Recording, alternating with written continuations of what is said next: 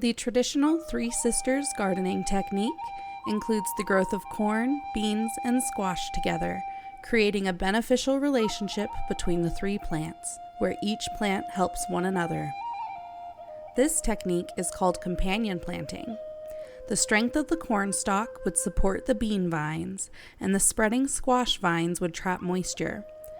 The bean roots would capture nitrogen from the air, which would then be released into the soil to nourish the corn, which requires quite a bit of nitrogen to grow properly. The legend of the Three Sisters is a Native American legend of how the crops of corn, beans, and squash came to be grown together in so many different native cultures across North America.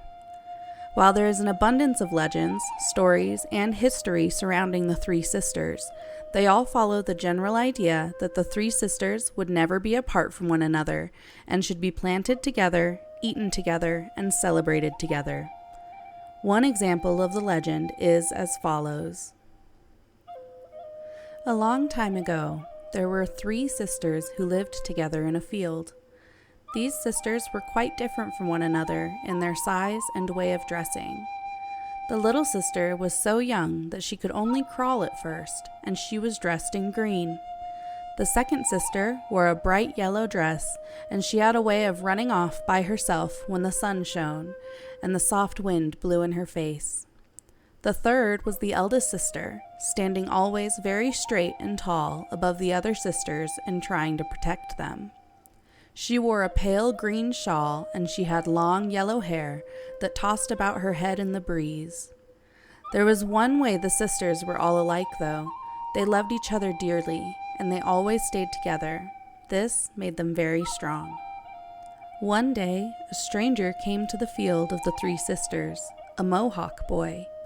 He talked to the birds and other animals, and this caught the attention of the 3 sisters. Late that summer, the youngest and smallest sister disappeared. Her sisters were sad. Again, the Mohawk boy came to the field to gather reeds at the water's edge.